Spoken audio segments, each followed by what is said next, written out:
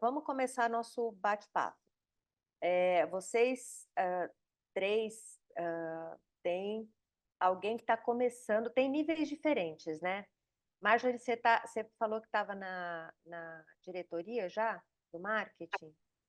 Isso, faz 8 anos que eu tô aqui já. É isso. Ricardo, quantos anos tem os outros sucessores? Tudo na sua faixa etária? Não, eu tenho um primo mais velho, que foi quem puxou a sucessão, depois eu, meu irmão, e o meu outro primo mais novo entrou um pouquinho depois no negócio. Eu tô há 11 anos aqui, hoje eu faço a parte da gestão da reformadora, né? Hoje, como nós temos também outros negócios, né, Truck Center, então acabou cada um partindo para um braço da empresa, né? Você tinha comentado um pouco também sobre isso. Se a gente parar para pensar sobre esses desafios todos, dessas gerações diferentes, a gente vai descobrir que, de um jeito ou de outro, quem está há 11 anos, quem está há 8 anos, quem está com menos tempo, como o de 17 anos que está dividindo escola e um pouco do trabalho. Você começa a descobrir que é um processo de aprendizagem. Eu acho que todo mundo começa um pouco do começo, né? Assim, bem de baixo. A gente já tinha conversado um pouco sobre isso no mês passado, mas vamos falar um pouco sobre técnica, sobre estratégia. E aí a gente vai descobrindo dentro de cada negócio qual é o melhor jeito de fazer isso. Como eu falei para vocês, não tem uma fórmula mágica. Se tivesse, a gente teria tantos negócios longevos, tantos negócios sem conflito, e não é essa a realidade da maioria das empresas familiares. A gente sabe da estatística, eu já conversei um pouco com vocês sobre a estatística. A estatística não vai definir a nossa vida, não define o nosso negócio, mas existe uma percepção de que a gente tem que tomar um cuidado. E é esse cuidado que é bom a gente discutir para ver quais são as melhores alternativas. Então, nosso tema de hoje é como desenvolver sucessores. Eu tinha comentado com vocês no mês passado que o processo de qualificação de sucessor não é um processo de treinamento. Definitivamente não é um processo de treinamento. É um processo de educação corporativa. O que significa isso? Quando eu treino para fazer um trabalho específico, eu treino para uma questão em relação ao meu trabalho de hoje. E isso significa que no momento que eu treinei, eu tenho que ser melhor 5 minutos depois, entendeu? Porque eu acabei de receber qualificação. Aí eu tenho que processar isso na minha cabeça, ver como é que eu posso aplicar isso dentro do meu negócio. Se eu não for minimamente melhor, assim, um milímetro melhor depois de ter passado por um treinamento, significa que eu não consegui juntar aquele conhecimento com aquilo que eu faço, não consegui processar na minha cabeça, provavelmente eu não vou conseguir repassar isso. Os motivos são diversos. Pode ser que eu não tenha interesse sobre aquilo, pode ser que aquilo seja irrelevante para mim, pode ser que eu não domine o suficiente aquilo que eu faço para conseguir fazer esse link entre o que está sendo apresentado com o que eu faço. Então, vamos voltar para a história da qualificação do sucessor. Sucessor passa por treinamento, todo mundo concorda comigo? Então, eu chego num trabalho, eu começo a me qualificar para fazer o meu trabalho diário, e é isso. O que que eu vou fazer? Tá, comecei no, sei lá, no estoque, comecei sei lá, no atendimento ao cliente, eu vou aprender sobre aquilo que eu faço, sobre aquilo que eu estou me propondo a fazer. Mas, no momento que você chega num trabalho e pega esse treinamento e fica parado neste treinamento, alguma coisa está errada. Concorda comigo? Eu já tenho que pensar, como é que eu posso melhorar isso? Como é que a empresa pode ganhar mais? Como é que eu posso agregar o esforço desses colaboradores? Isso é o primeiro ponto. Então, o treinamento para sucessor, ele é mais exigido, digamos assim. Eu não sei se vocês já passaram por isso, mas os sucessores com os quais eu converso, eles dizem que eles são muito mais demandados pelos pais, pelos tios, quem quer que seja, para dar resultado. Todo mundo concorda comigo? Tudo bem? Então, por que que é demandado para dar mais resultado? Porque no final das contas eu tenho que olhar várias variáveis, vários pontos de vista para ver como é que eu posso melhorar o meu negócio. Esse é o primeiro ponto. Por que que eu falei que treinamento, que qualificação de sucessor definitivamente não é treinamento? Porque um colaborador dentro da minha empresa, qualquer um que não seja parte desse legado, dessa família, ele chega, ele pode fazer muito bem o trabalho dele, ele pode ser um cara sensacional, mas no momento que você começa a ver esse colaborador evoluir, ó, vocês que estão aqui na sala hoje, vocês já têm uma estrada, e vocês já conseguem ver que aquele colaborador que faz mais, que quer melhorar, ele vai subindo de pouquinho em pouquinho, concordam comigo? No momento que a gente começa a fazer essa evolução de pouquinho em pouquinho, ele vai galgando hierarquias. Isso é educação corporativa. O que a gente quer é que a evolução do sucessor seja isso, seja aquele treinamento, mas com outro olhar, um olhar um pouco mais dinâmico, e que ele vá aos pouquinhos evoluindo nessa escada. Tudo bem até aqui? Beleza? Então vamos lá. O que é que a gente precisa? Eu só vou recapitular algumas coisas que a gente conversou na última conversa, no último encontro. Olha bem, eu vou suceder sem grandes interrupções, certo? O que significa isso? Eu posso evoluir, concorda que a empresa de vocês, que assim, pelo que eu me lembro, vocês têm empresas de mais de 30 anos, tudo bem aqui? Nesses anos todos, é que vocês não têm a minha idade, mas a gente evoluiu horrores, entendeu? A gente evoluiu um bocado. Então, quando a gente fala que não tem grandes interrupções, significa que eu não tenho grandes sacudidas no ambiente no que diz respeito a mudar completamente a cultura desse negócio. Mas a técnica, a tecnologia, os processos, a gente muda e muda absurdamente. Então, o desenvolvimento do sucessor, ele tem que estar respaldado nisso aqui do lado. Assumir a cultura e os valores da organização, entender as políticas e entender profundamente o mercado onde a empresa está inserida.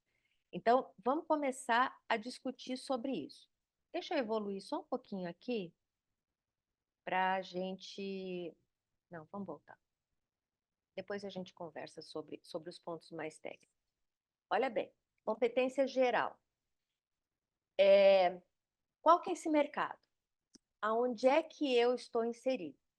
E por que é que a minha empresa é aceita pelos clientes e consumidores que eu atendo? Então, o primeiro ponto é esse. Eu tenho, muitas vezes, todas as vezes, na verdade, que eu falo com sucessores para falar um pouquinho sobre esse diferencial, muita gente me diz o seguinte: o diferencial da minha empresa é a qualidade. O diferencial da minha empresa é atendimento. Concorda comigo que isso é muito pouco? Isso é muito pouco concreto? Quando a gente fala é a qualidade, que, que qualidade a gente tem de diferencial?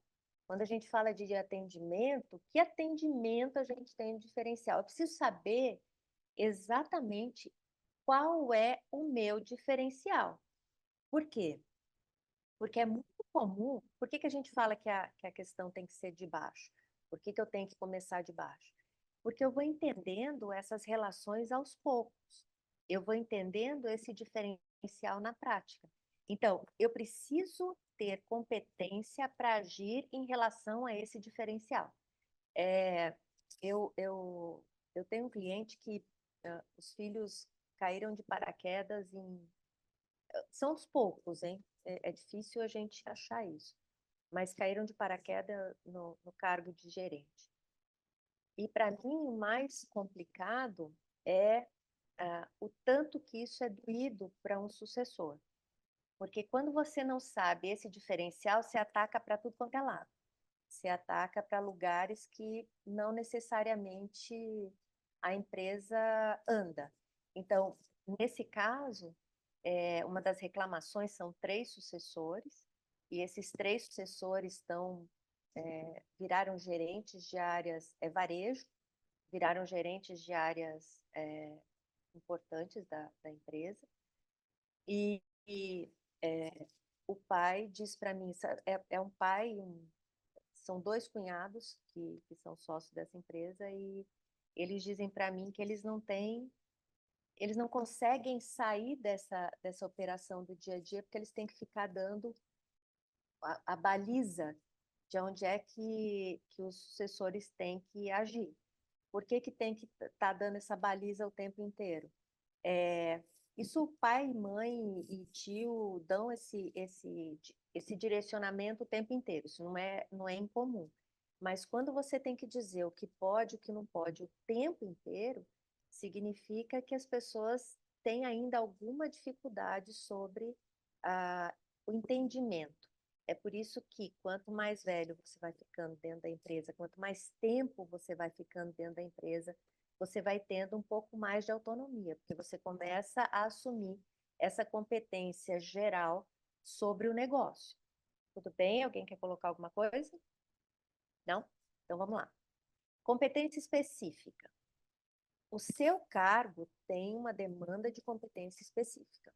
Então, quando eu não tenho um cargo, e eu estou falando de um cargo, gerente e tal, eu estou falando de um cargo qualquer. Fala um cargo bem operacional da empresa de vocês. Umzinho só.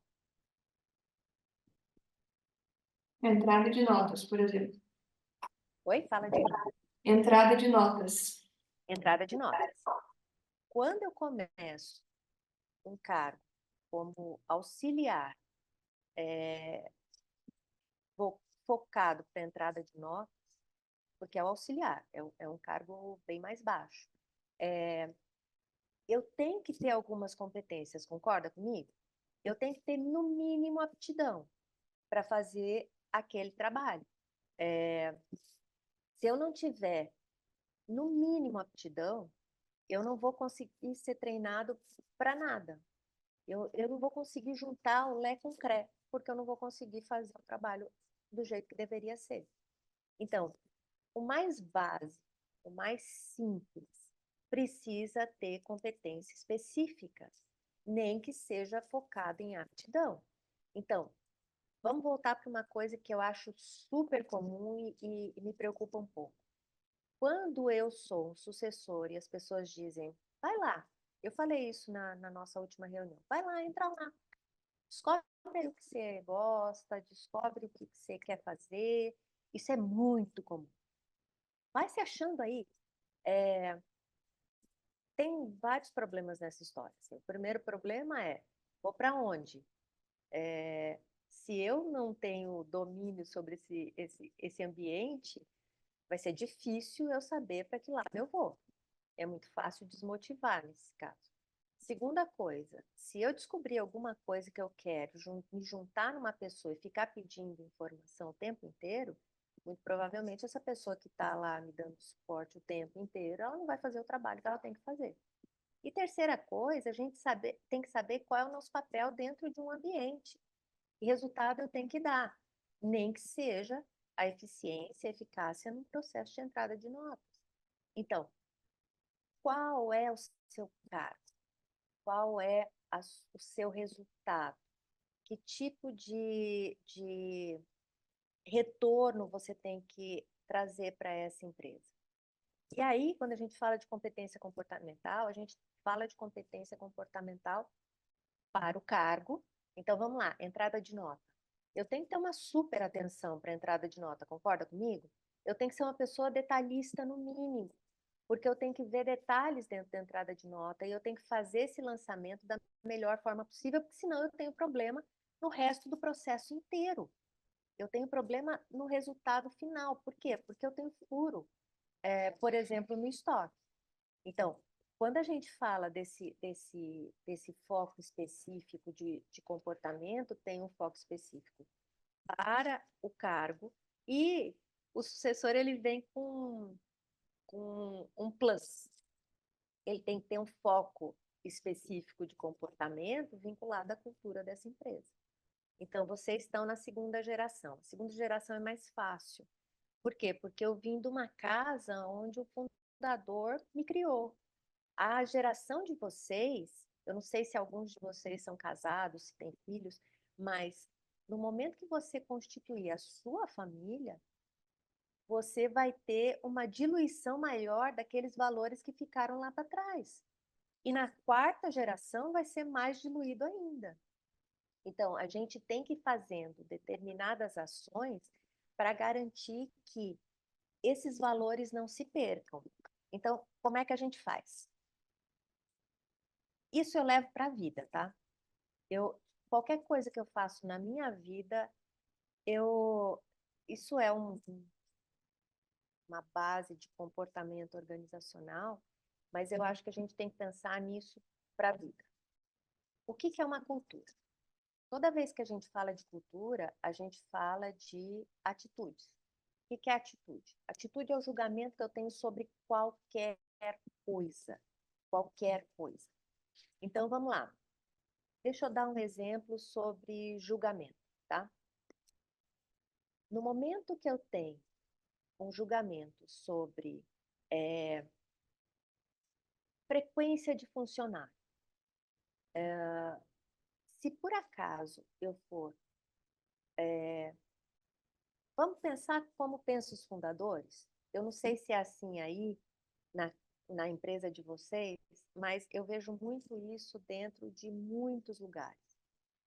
Fundador é aquele cara que trabalhou pra caramba, ele chegava cedo, era o primeiro a chegar, o último a sair, e era o que mais ralava.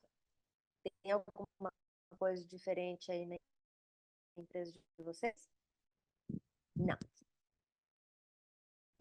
Quando a gente tem um funcionário, qualquer funcionário, dentro da empresa, constituída por uma pessoa como essa, eles são muito preocupados e eles dão muito valor ao horário de chegada. Tem alguma coisa diferente para vocês? Se funcionário começar a chegar tarde, se ele começar a chegar reiteradas vezes tarde, o fundador ou a fundadora fica possesso. Tem alguma coisa diferente aí? Não. O que é o fato dele ficar possesso?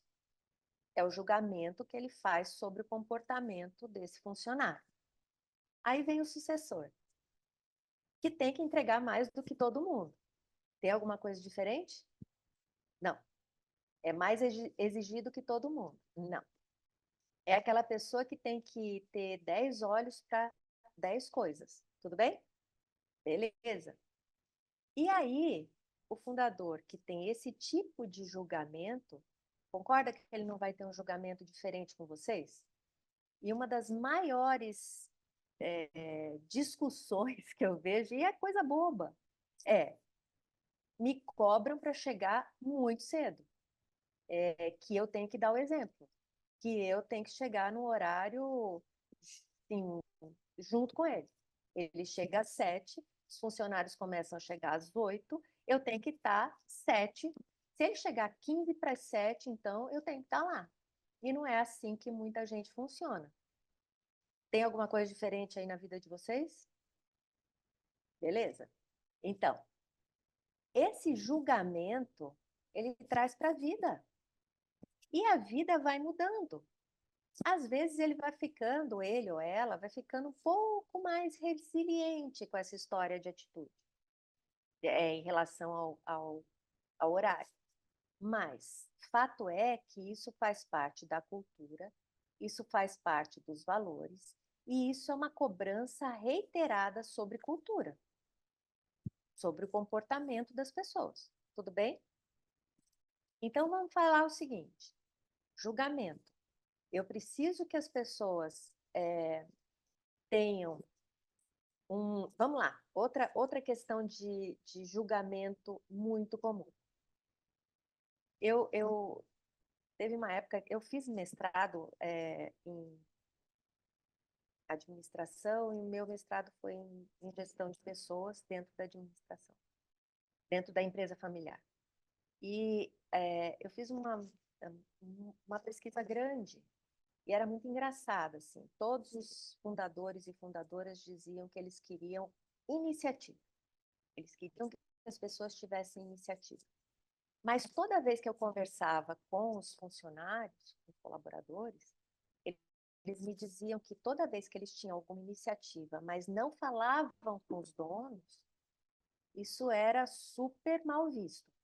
Então, iniciativa, por definição, é você tomar uma atitude antes que alguma coisa aconteça. Mas iniciativa na empresa familiar é você tomar atitude antes que a coisa aconteça e antes de qualquer coisa você tem que falar com os donos para ver se eles concordam ou não. Tem alguma coisa diferente com vocês? Não? Então, olha só, julgamento, que baliza a conduta e que faz parte da cultura e do valor. Então, toda vez que eu entro numa empresa familiar, eu estou sujeito a esse tipo de cultura, que é baseado sobre os julgamentos. Eu posso mudar julgamento? Isso é uma pergunta que eu faço para vocês. Posso ou não? De acordo com a minha irmã aqui, ela falou que pode. Pode. Eu posso mudar o julgamento. Não tem problema nenhum. Desde que eu mantenha os valores. Eu posso mudar a cultura? Eu posso, desde que eu mantenha os valores. Como é que eu faço isso?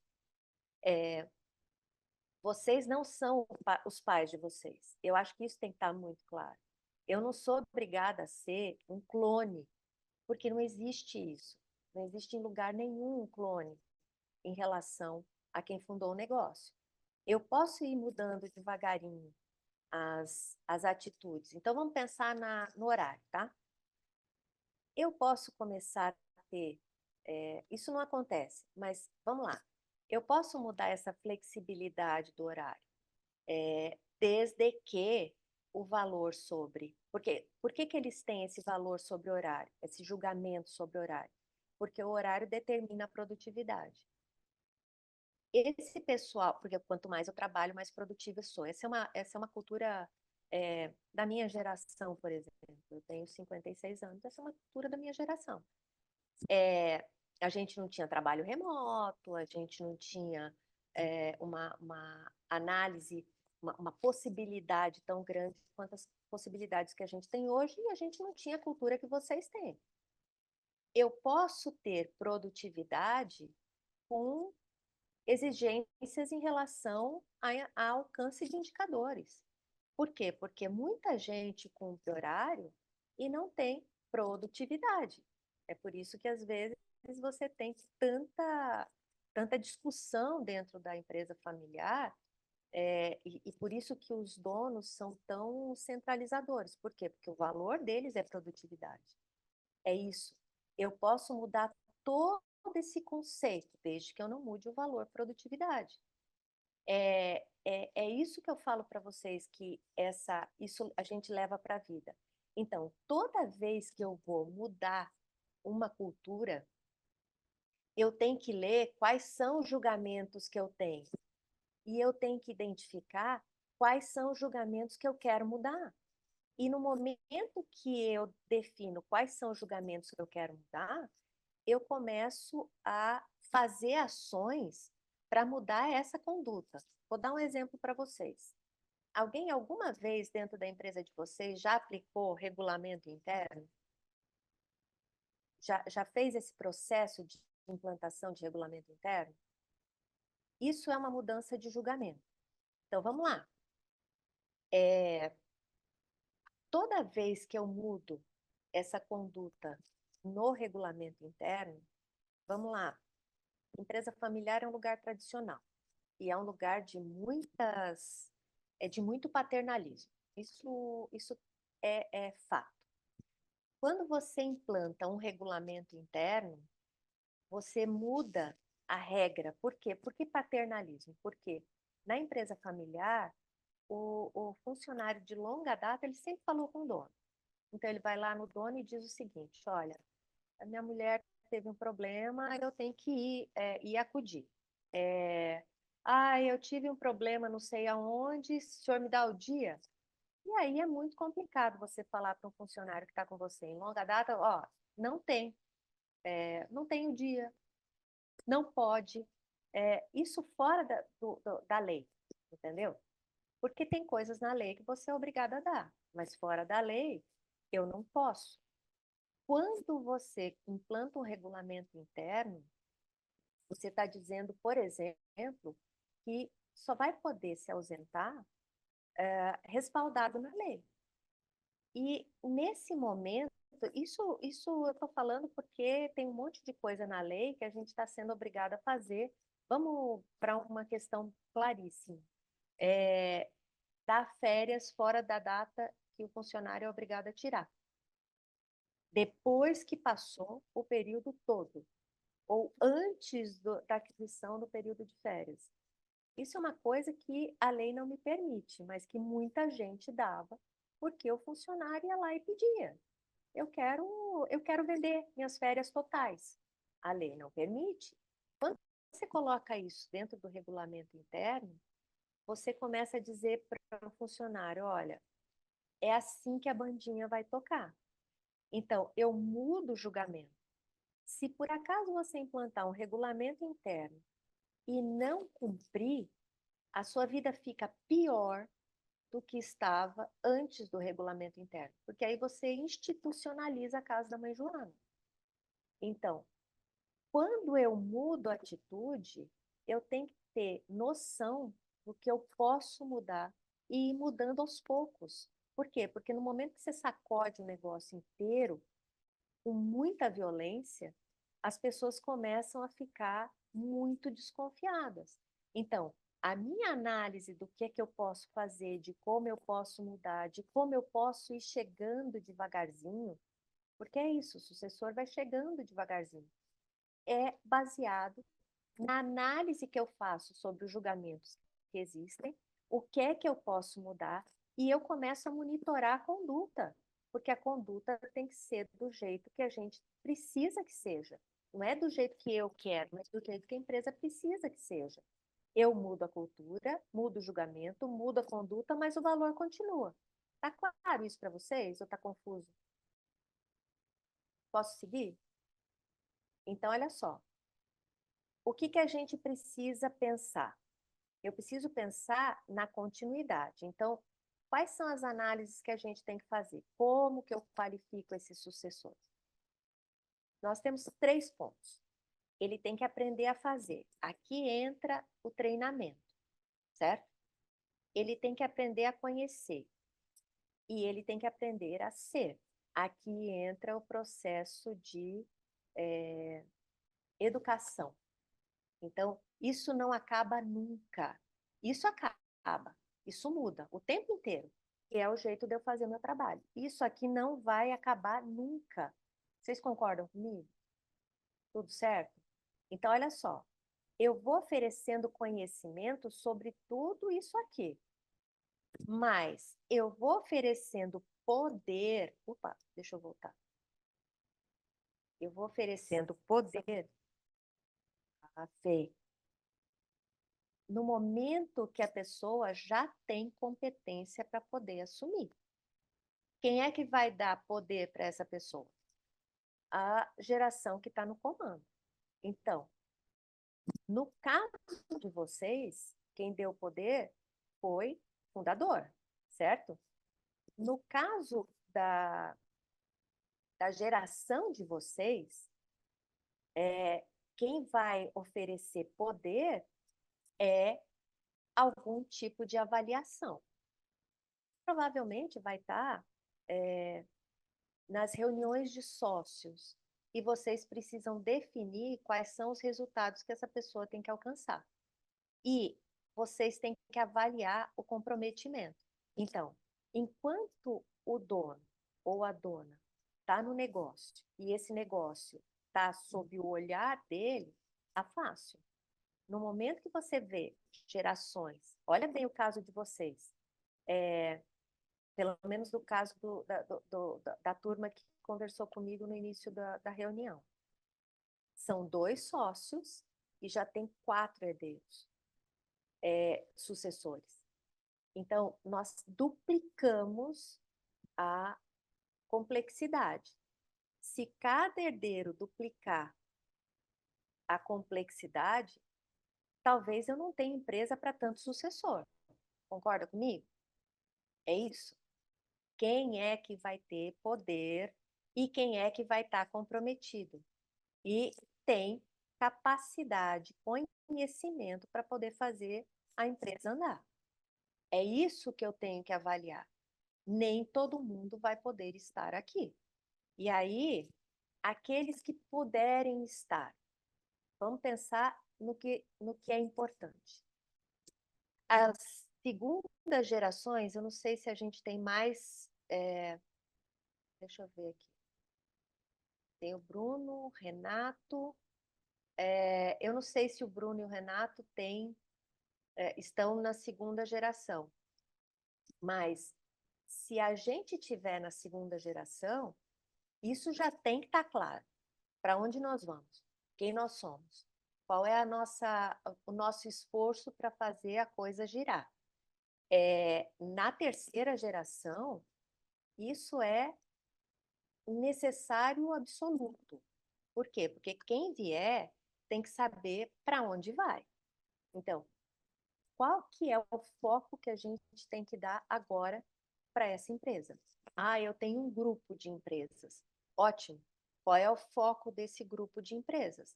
Cada uma vai ter um tipo de foco, mas qual é o foco do grupo? Isso é uma coisa importante. Segundo, objetivo, ele é teórico. Meta é quantitativa. O objetivo, ele é quali. Meta é quanti. Então, quais são os nossos objetivos? O nosso objetivo é de manter a estabilidade que a gente vem alcançando nos últimos anos.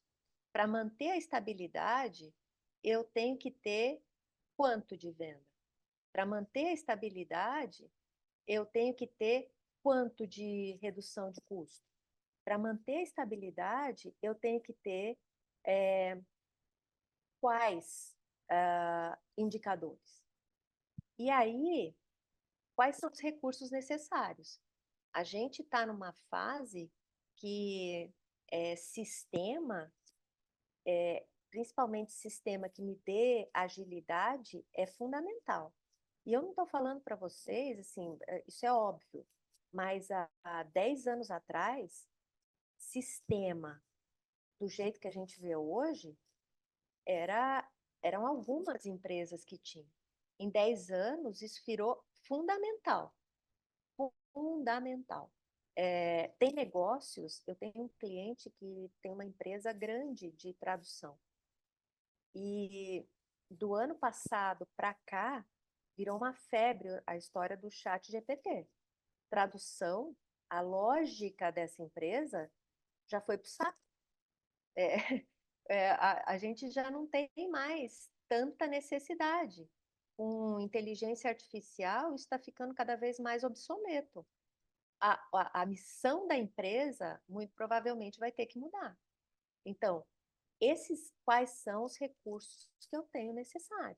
E qual é o pessoal que eu tenho necessidade para poder tocar tudo isso? Durante anos, a gente manteve pessoal. Não estou falando que a gente tem, daquelas pessoas que são fiéis a nós, a gente tem que descartar porque já não tem mais as mesmas habilidades. Mas, porque ser humano não é descartável assim. Mas vamos combinar que é necessidade da empresa qualificar a turma para evoluir junto. Quais são os fornecedores estratégicos que a gente tem que ter? Qual é o tipo de relacionamento com o mercado? Enquanto eu sou um sucessor em formação, isso é fundamental eu saber. Sucessor que cai sem saber exatamente para onde ele vai, que empresa é essa, o direcionamento ele está perdido.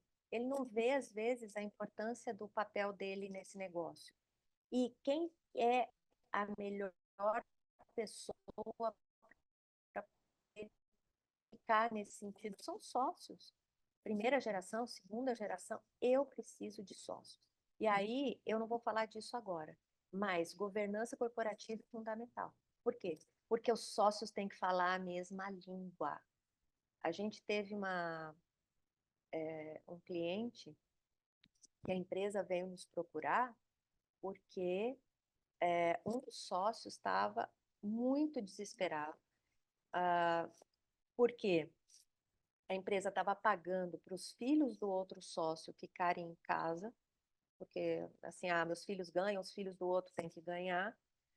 Isso descapitalizava a empresa. Eles estavam começando a se desentender depois de 40 e poucos anos juntos, cunhados.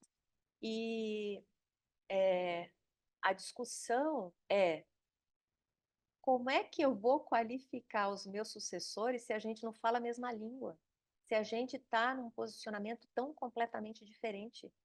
Então, quando a gente tem governança corporativa, quando a gente faz esse exercício de juntar sócios, sucessores, herdeiros para poder discutir a empresa, herdeiro pode vir com menos frequência, mas esses sócios são mentores, são os melhores mentores, são eles que dizem qual é a história da empresa, o que já deu certo, o que já deu errado. Se eu não tiver isso, e se isso for um direcionamento cada um para um lado, eu tenho problemas homéricos. Eu tenho um cliente que a coisa mais simples do mundo que a gente tinha que começar a implantar, que é o regulamento interno, demorou 3 meses, porque você tem que ter uma super delicadeza para tratar, porque eles começaram a discutir entre eles, levam esse tipo de discussão para dentro de casa, e os filhos estavam cada um para um lado. A minha empresa é essa, o meu negócio é esse, o outro falava isso, e quando eles falavam uns dos outros, eles falavam como se fossem concorrentes. Não é assim que a coisa tem que funcionar. Então, isso é o primeiro ponto para qualificar sucessor. Segundo ponto, cara, entrei como é que é, Marjorie? Relação de notas, de entrada de notas, é isso? Oi, isso. Beleza. Eu tenho que entender o processo. Eu tenho que levantar o que é feito com as pessoas que entendem desse processo. Eu tenho que começar a pensar em como é que a gente pode melhorar. E discutindo essa melhoria com os sócios, com o meu gerente. É complicado a gente fazer essa... Sabe, eu comecei aqui, eu tenho um gerente aqui, eu vou levar direto para o meu pai, para o meu tio, isso é complicado, eu tenho que respeitar a hierarquia, isso inclusive é legal, a lei diz isso. Mas eu posso ir discutindo com o meu chefe, eu posso ir falando com ele como é que a gente faz para melhorar, fazer melhoria. E, principalmente, a gente tem que ter indicador. Então, por que eu estou falando disso aqui? A cabeça do sucessor tem que funcionar com um indicador. Vamos supor que a gente já tenha, vamos pensar nesses 2 casos que a gente estava conversando aqui. Eu tenho 2 sócios fundadores, eu tenho 4 sucessores no negócio. As reuniões vão ser em 6, mais ou menos, quando a gente estiver fazendo essas reuniões para prestação de contas. Essas reuniões de prestação de contas, se elas vierem com, eu fiz e alguém não fez, a minha parte está feita, vamos elucubrar em cima de teoria, eu fiz e o outro não fez, e não de indicador, eu estou ralado. A gente começa a fazer uma lavação de roupa suja que degringola com qualquer lugar. Então, a cabeça do sucessor tem que estar focado nisso aqui. Se ele começou com entrada de nota, ele tem que pensar nesses indicadores, ou seja, qual é o resultado que ele tem que alcançar. Mas se ele for crescendo e quando ele chegar no ponto de ser gerente, diretor, isso aqui é a vida dele. Ele tem que trabalhar por indicador. A empresa, quando não trabalha por indicador, ela está cega, muito cega. E para mim, o mais complicado é ver os lugares aonde eu passo, que tem lá um sistema Master Blaster Mega Ultra, e as pessoas continuam fazendo planilha de Excel.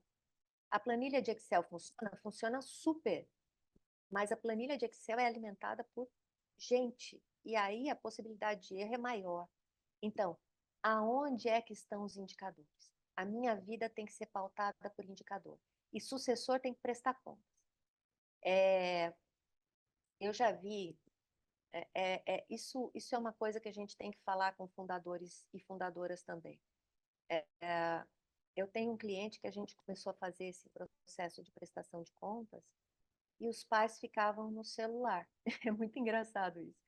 Sabe quando está atendendo cliente, está atendendo fornecedor e tal, e está lá a turma tentando mostrar e ninguém dando a menor pelota. Isso é raro, mas isso pode acontecer. Então, é um processo de educação de todo mundo. Quais são os indicadores? Que prestação de contas eu tenho que tomar? E o que é que eu tenho que oferecer? E, por último, a gente tem que ter um sistema de gestão de pessoas claríssimo. Qual é a hierarquia? Tem uma frase, é feio falar isso, tá?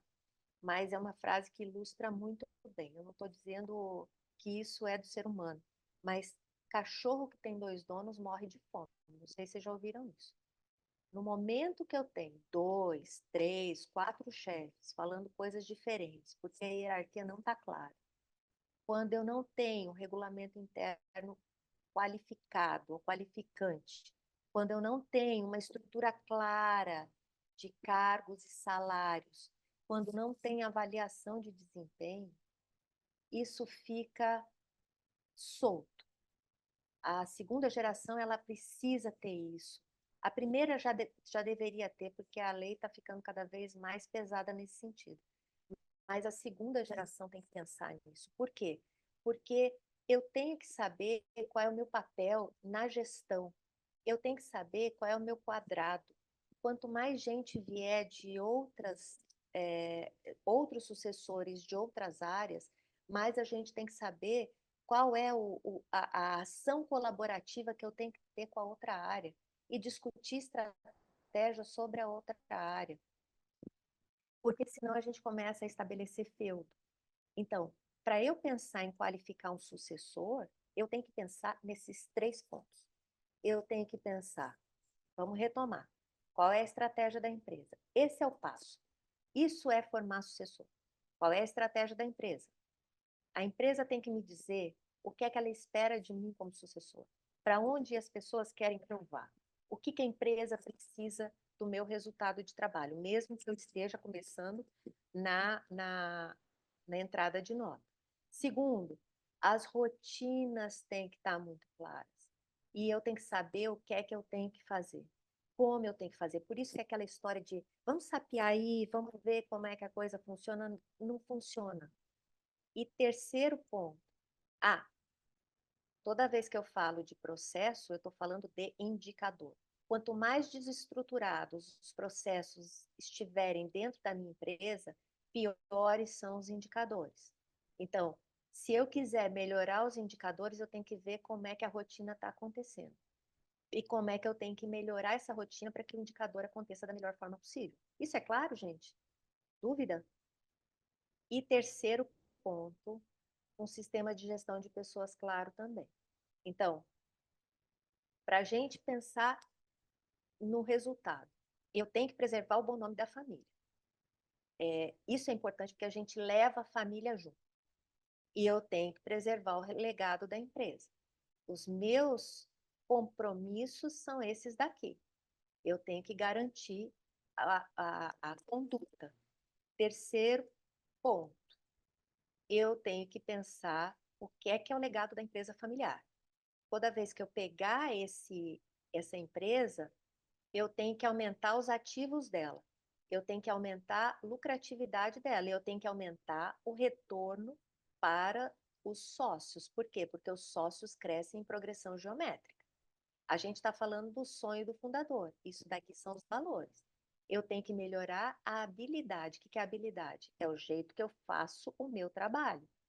Eu tenho que dar valor agregado para o negócio que eu estou. E aí, eu tenho que ser eu mesmo, mas a paixão pelo trabalho é o que leva a gente para frente. Isso não significa que o trabalho é essa maravilha toda. É duro, é difícil. Conhecimento sobre o negócio. Quanto mais eu cresço hierarquicamente, mais eu tenho que conhecer o negócio. Perseverança. A vida não é fácil para um sucessor, porque você vai ter que prestar contas e você vai ter que trabalhar para gente que não está na empresa e que às vezes não conhece o negócio. E eu tenho que preservar os valores da empresa. Então, é isso que a gente fala sobre o processo da empresa familiar. Opa, bom. É isso que a gente tem de importante nesse processo. Perguntas?